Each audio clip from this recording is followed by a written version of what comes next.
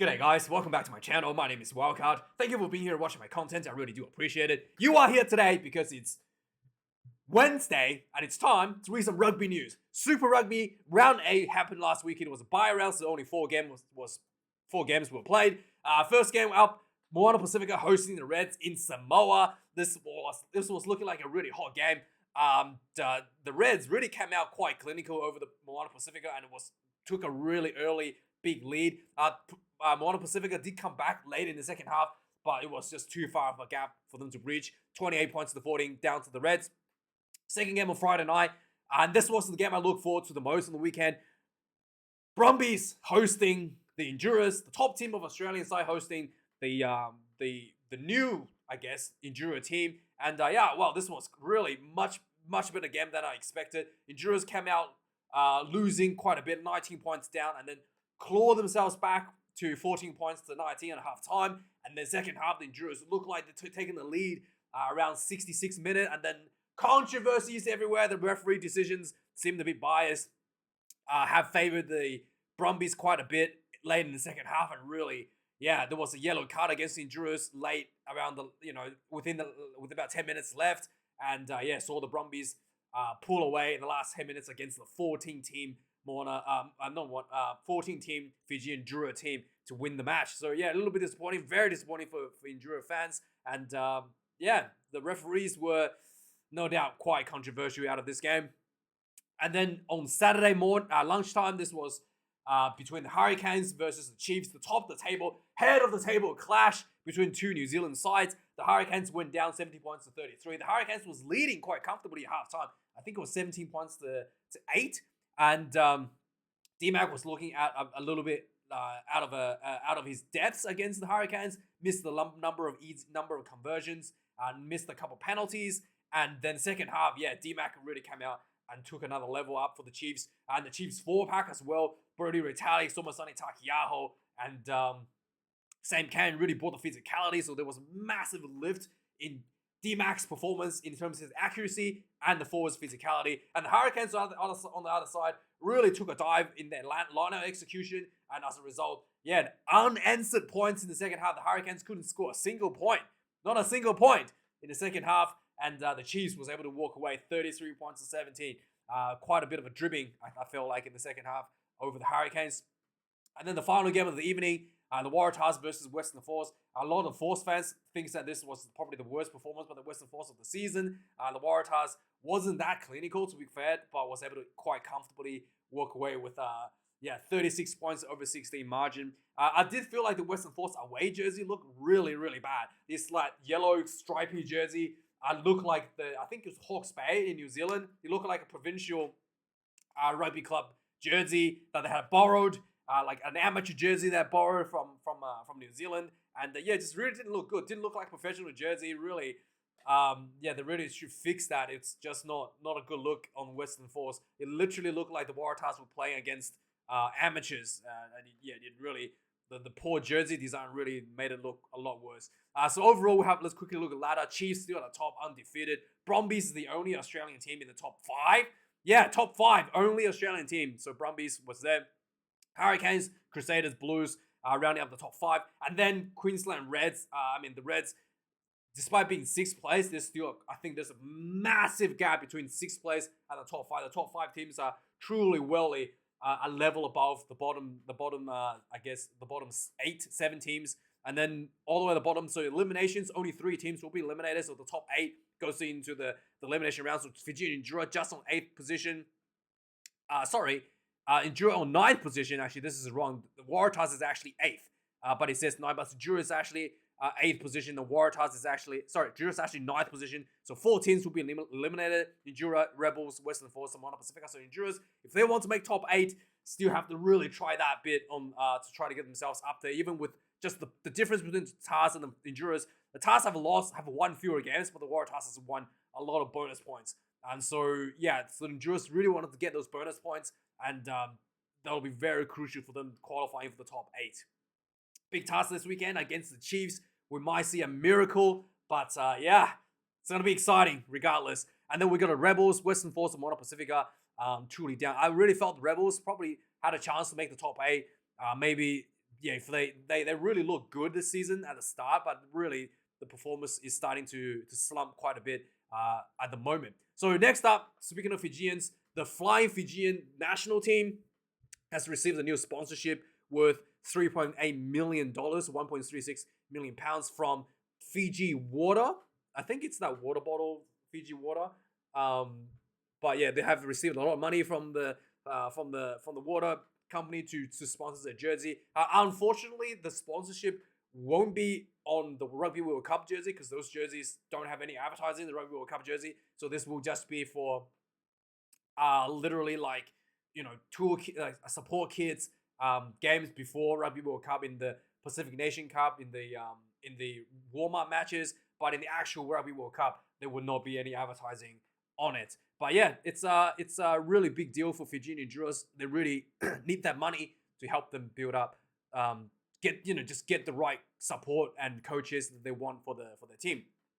Going on to the Reds, there has been a few weeks now that Brad Thorn has been talking about the future for him at the Reds. He's felt like he's been burnt out a bit. He's talked about that with regards to his personal life, and also the performances for the Reds team has not been that great so far this year. So he has revealed last week that he will be stepping down as the head coach at the end of this year's Super Rugby. So yeah, Brad Thorn is gone. I thought he did a great job for the last couple of years. It's just this year the Reds has really not been nearly as good as they were from maybe 2 years ago. The Reds really look like a dynasty in the making in 2021 maybe during the pandemics, and then yeah, really not looking nearly as good as they were a few years ago. So big signing for the Chiefs. The head coach Clayton McMillan has resigned to 2026. He's the guy that's really masterminded the Chiefs' current success.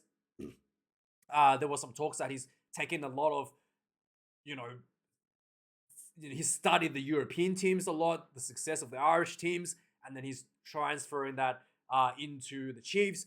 We can see a lot of that physicality from the Chiefs 4-pack, the success and dominance of the Chiefs 4-pack is definitely something that maybe he has picked that up from the Irish teams by watching them play. But yeah, huge signing for Clayton McMillan for the Chiefs.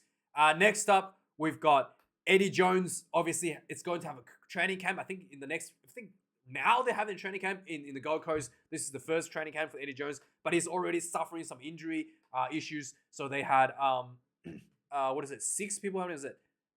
7 changes for the training camp due to injuries. So Dave Parecki, Len Ikitau, Darcy Swain, Pete Samu, and Langy Gleeson are all out.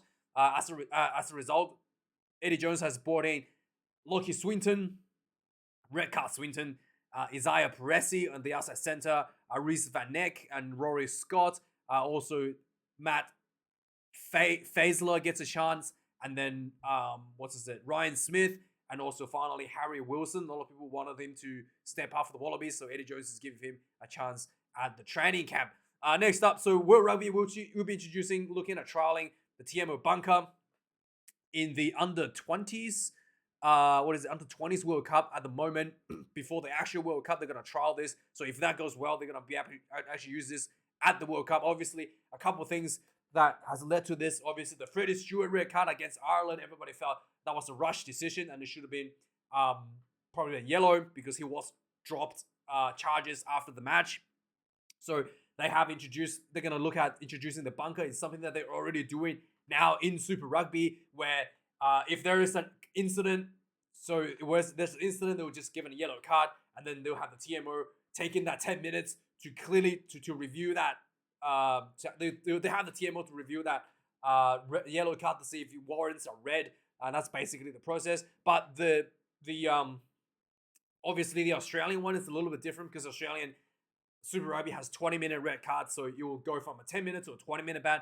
But the bunker for the under-20s Rugby World Cup is going to be slightly different. That if the card gets upgraded to a red, it'll become a full duration red. It's not a 20-minute red like they are in Super Rugby. And also, it has an additional clause where if the referee deemed that it was clear and obvious enough, the referee can just give a red card instantly without giving the yellow. So without the bunker having a look at it, the referee can instantly give a red card on right there on the field, and it will be a full duration, full match ban for the remainder of the match. So yeah, it's a little bit different. So yeah, that's something to keep in mind as well. But even that, I think, is much better.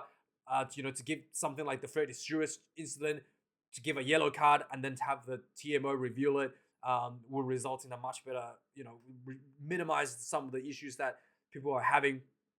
Next up, the British and Irish Lion has announced a joint venture last week with Australian Rugby that they will be collaborative in terms of their approach to hosting the Lions tour. There will be a behind the scene from both camp. I'm pretty sure they have that for the Lions team already, so they're going to be adding that the hosting team as well. They're going to be doing that as a complete package. So I watched the Lions tour behind the scene. Every tour have one, so you can go watch that online. But it's quite interesting, like the teams, the selections, the training they go through, the stuff the coaches talk about behind the scenes, minus the swearing. Obviously, they try to, how they prepare the players, how they approach the selections. It's all quite interesting stuff. And then they usually only do that for the Lions. So now you're going to see that for the Wallaby camp as well. I mean, with Eddie Jones in charge as the head coach, it'll be pretty entertaining to watch, I think. Yeah, but obviously this is going to be a big revenue for Australian rugby, and it's all good for everyone. So yeah, Australian rugby. So there was a lot of talks, obviously, Joseph Suaalii, about him not being allowed to play Origin because the fact that he's already signed with Rugby Australia. There's a lot of pundits, especially like Phil Gold, who's a really, really big rugby league pundit. I watch his content, Phil, and he doesn't watch rugby union. I don't watch rugby league, but I watch his podcasts. I find them quite interesting with the way he talks about rugby league. I feel good. Actually feels like Joseph Suaalii should not be playing Origin because everything he's doing, all the success and accolades he earns, will be transferred to rugby union. So yeah, he was saying really strongly against Suaalii. Basically, he basically wants Suaalii to leave now. The Roosters to sack him now and get him out of the way. Whereas, so the Rugby Australian CEO McLean, obviously, you see his interest to have Suaalii to play for the State of Origin, basically come out and say, hey, you should be nice to him because one day he might return to rugby league. That's a bit of a counter argument there to get him an opportunity to play for State of Origin.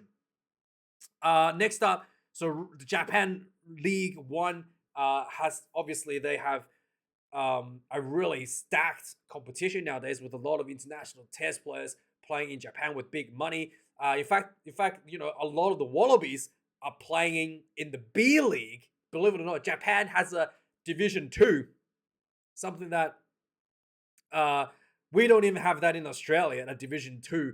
So it's Super Rugby, and then it's just basically club. There's an NPC, but it's not really like a Division 2. It's really not. Yeah, it's not quite there yet. So the Japan has a Division 2, because NPC teams don't get promoted. There's no relegation for Super Rugby teams, whereas Japan has a relegation in their tier leagues. So anyway, so the Japanese League One is actually quite competitive nowadays. Robbie Dean's his team has been the Panasonic Wild Knights has been undefeated for how long? For 48 games since December 2018 for 1,600 days, and they finally lost on the weekend to the Shizuoka Blue Revs, 44 points to 25.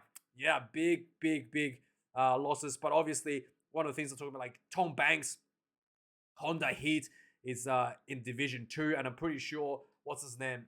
Israel Folau is playing Division 2. So yeah, big names, big money spent playing B-tier rugby. I mean, insane how much money you can make in Japan. Brian O'Driscoll's dad has earned a recognition as an international for Ireland. So basically, there was a lot of players in Ireland that technically play for the national team, but was not recognized as a test cap for whatever reason back in the day. So there was 12 players that played for Ireland for Brian O'Driscoll's dad. His dad played for Ireland against Argentina on tour. And then basically they have reviewed that and then retrospectively said that, hey, that was actually a cap. So yeah, Brian O'Driscoll's dad is now technically a international. He's He's he's Irish international test player essentially. Very proud. And then we got some South African news now. So Stormers went down to Munster to the return of RG Snyman, the Springboks, the Springbok who's been injured for quite a while now. So Stormers went down to Munster, 26 points to 24, quite a close match. But yeah, 19-game home winning run ended by old mate RG Snyman. Next up in South African news, some more big news out of rugby. The man himself, Jaco Johan, the Jaco part of Jaco Johan, has decided to leave the band and go back to Ireland. He's announced this week that he will be stepping down as the head of the Springboks head coach after the Rugby World Cup in 2023 to join Leinster back in Ireland. Yeah, Nienaber is going to leave the Springboks. This is really like a difficult position to be in because you never want to just be like, I'm done before the tournament is even played. I feel like if the Springboks lose the tournament, he's going to get blamed, right? Like the head coach announcing his resignation before the Rugby World Cup. It's kind of like the opposite of Aussie. Aussie got sacked before the World Cup, and then he's like announcing leaving before the World Cup. Everybody's jumping ship before the World Cup. So yeah, I mean, if the Springboks don't win, he's gonna be put up as the scapegoat, the sacrificial goat, right? The scapegoat, right? Like he's gonna be blamed for losing, for stepping down and not putting 100% effort into the team because he's leaving. Anyway, so South Africa, more news now, will be hosting the Rugby Sevens Challenger Series in 2013, which is coming up, and in Stellenbosch is how I say it, Stellenbosch. And that's the news. Bit of more international tournaments for South Africa. Next up, Charlie Ewels has returned from injury at the England lock, but he's now going to be playing in the Currie Cup in South Africa as he tries to get himself back in shape to qualify for the Rugby World Cup.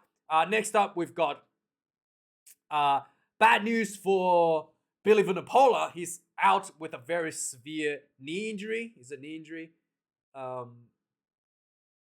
Knee injury that he'll be out for the remainder of the Gallagher's Premiership. So whether or not he's going to be available for the World Cup, it's a way to say. He might even be available, but he might not be selected just because of the injury, because he hasn't been playing for a while. But also, he has fallen out of the favourites. The national team, Borthwick, has not selected him recently anyway, so he might not make the team anyway. So yeah, Billy Vunipola, opportunity at the Rugby World Cup is even less than before. And finally, last bit of news, Ellis Gendish has been signed off a dangerous tackle on Tom Curry on the weekend. And he was basically facing judiciary. He might get a red card. And that is the news for the week, guys. Let me know your thoughts and like, comment, and subscribe with any of the news. I really appreciate everyone who watched my videos on the weekend. I really do appreciate. I was very surprised and overwhelmed by the support from the passionate Fijian fans. And I look forward to the big game this weekend against the Chiefs. We'll talk about that after the game and see how that goes. But regardless, thank you for watching, guys. I do appreciate it. And I'll see you guys this weekend. Cheers.